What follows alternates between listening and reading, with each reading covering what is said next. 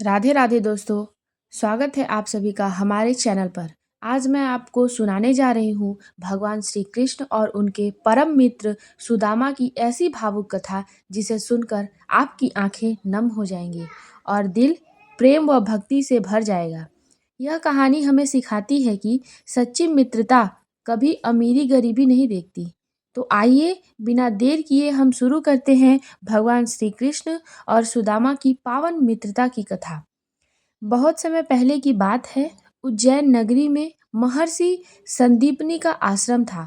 वहीं पर द्वारिका के राजकुमार श्री कृष्ण और एक गरीब ब्राह्मण पुत्र सुदामा साथ में शिक्षा ग्रहण करते थे। दोनों साथ पढ़ते थे, साथ खेलते थे और साथ में भोजन करते थे। धीरे धीरे उनकी मित्रता इतनी गहरी हो गई कि पूरा आश्रम उनकी दोस्ती की मिसाल देने लगा। सुदामा बहुत गरीब थे, उनके पास अच्छे वस्त्र भी नहीं थे, लेकिन भगवान श्री कृष्ण ने कभी भी उन्हें अपने से अलग नहीं समझा। एक दिन गुरु माता ने दोनों को जंगल में लकड़ियां लाने को भेजा। जंगल में अचानक बहुत तेज बारिश शुरू हो गई और चारों ओर अंधेरा छा गया। सुदामा कांपने लगे, लेकिन श्री कृष्ण ने अपने मित्र का हाथ मजबूती से पकड़ लिया और बोले, मित्र डरना मत, मैं तुम्हारे साथ हूँ। दोनों पूरी रात पेड़ के नीचे भीगते रहे। सुबह जब गुरु संदीपनी को यह बात पता चली तो वे दोनों की मित्रता देखकर बहुत प्रसन्न हुए और आशीर्वाद दिया। तुम दोनों की मित्रता संसार में अमर होगी। समय बीतता गया। शिक्षा पूरी होने के बाद श्री कृष्ण द्वारिका के राजा बन गए और सुदामा अपने गांव लौट आए। लेकिन सुदामा की गरीबी दिन ब दिन बढ़ती चली गई। उनके घर में खाने तक के लिए अन्न नहीं था। उनके छोटे छोटे बच्चे भूख से रोते रहते।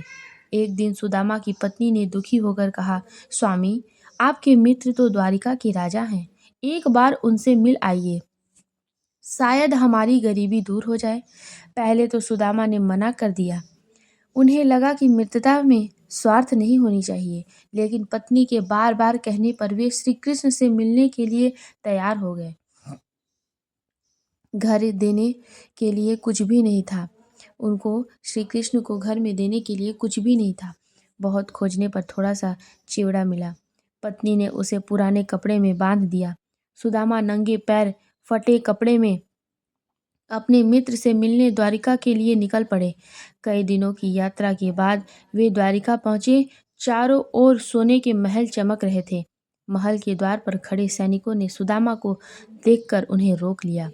लेकिन जैसे ही कृष्ण को पता चला कि उनके मित्र सुदामा आए हैं, वे तुरंत सिंहासन से उठकर दौड़ पड़े।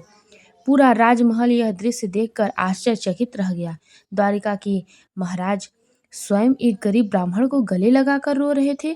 श्री कृष्ण की आंखों से आंसू बहने लगे। उन्होंने सुदामा को अपने सिंहासन पर बैठाया, फिर स्वयं उनके चरण धोए।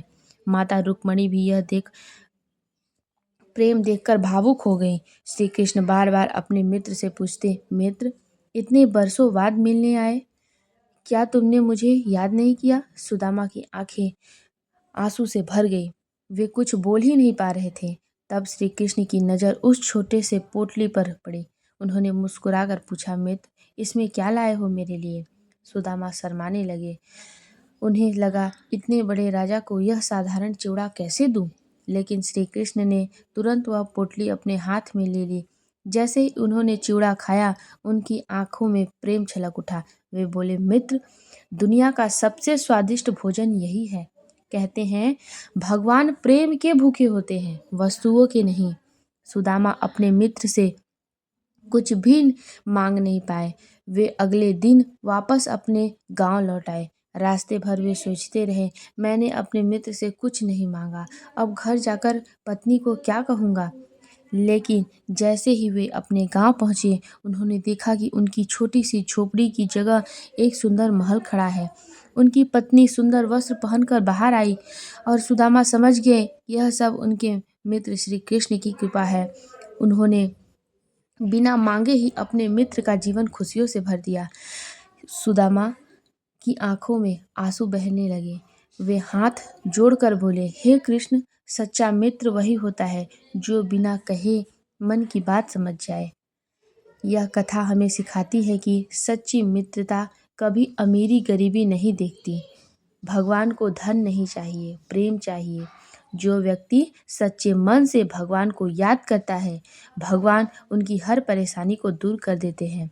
तो दोस्तों, कैसी लगी आपको श्री कृष्ण और सुदामा की यह भावुक मित्रता कथा?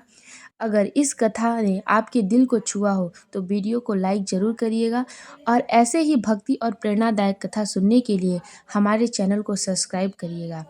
जय श्री कृष्ण, जय श्री राधे, राधे राधे।